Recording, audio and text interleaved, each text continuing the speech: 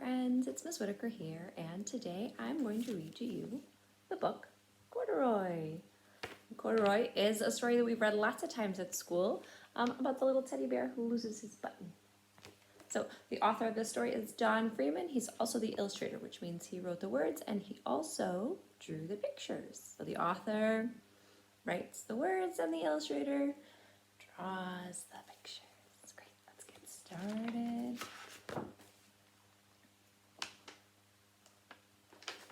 Corduroy is a bear who once lived in the toy department of a big store.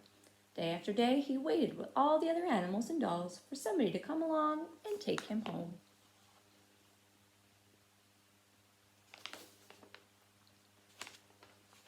The store was always filled with shoppers buying all sorts of things, but no one ever seemed to want a small bear in green overalls.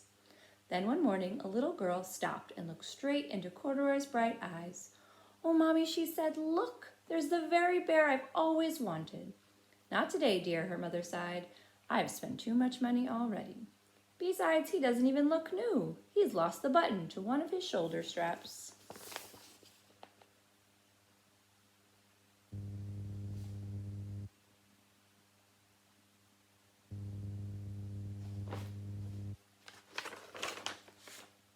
Corduroy watched them sadly as they walked away. "I didn't know I'd lost a button," he said to himself. "Tonight I'll go and see if I can find it."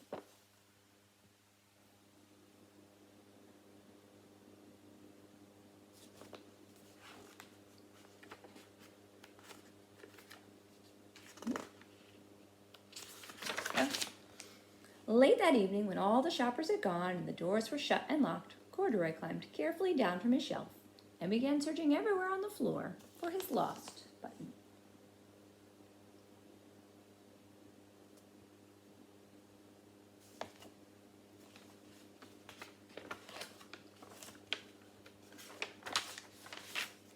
Suddenly, he felt the floor moving under him. Quite by accident, he had stepped onto an escalator, and up he went.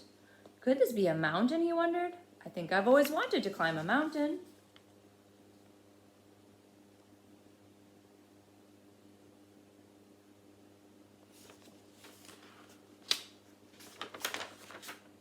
He stepped off the escalator as it reached the next floor, and there, before his eyes, was a most amazing sight. Tables and chairs and lamps and sofas and rows and rows and rows of beds. "This must be a palace," Corduroy gasped. "I guess I've always wanted to live in a palace."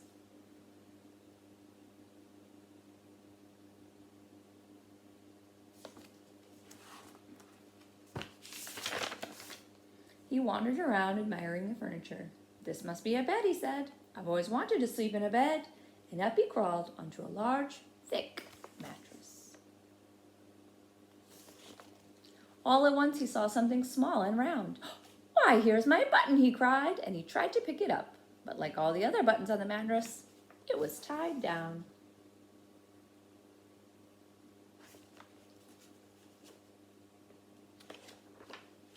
He yanked and pulled with both paws until, pop! Off came the button, and off the mattress Corduroy toppled. Bang into a tall floor lamp, and over it fell with a crash.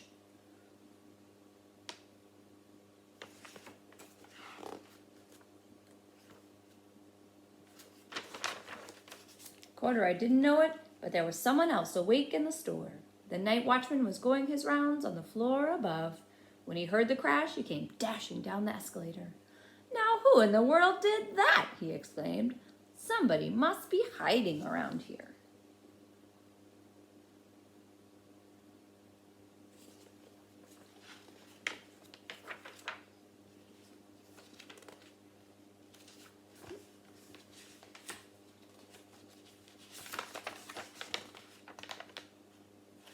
Can't turn the pages. There we go. He flashed his light under and over sofas and beds until he came to the biggest bed of all. And there he saw two fuzzy brown ears sticking out from under the covers. Who is that? "Hello," he said. "How did you get upstairs?"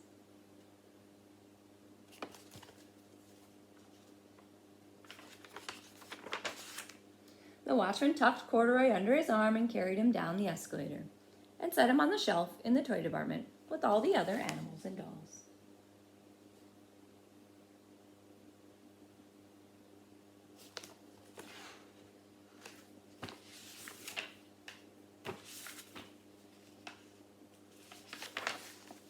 Corduroy was just waking up when the first customers came into the store in the morning.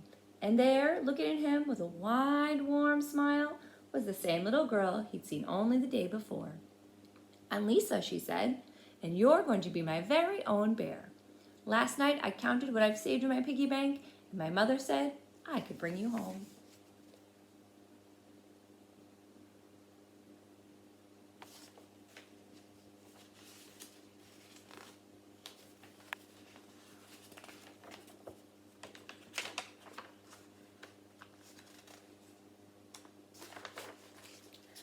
"Shall I put him in a box for you?" the saleslady asked. "Oh, no, thank you," Lisa answered, and she carried Corduroy home in her arms. She ran all the way up 4 flights of stairs into her family's apartment and straight to her own room.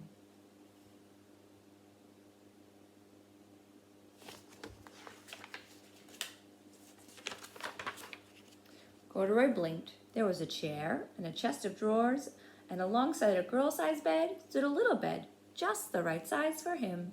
The room was small, nothing like the enormous palace in the department store.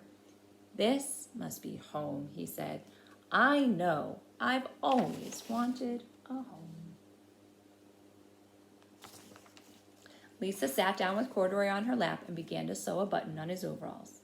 "I like you the way you are," she said, "but you'll be more comfortable with your shoulder strap fastened."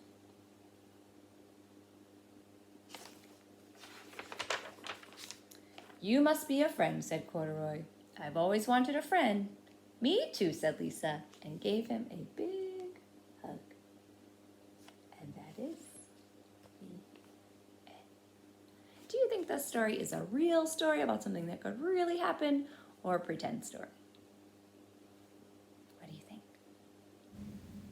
Don't forget, you can always draw a picture to answer my question and share it with your teachers. Have a great day.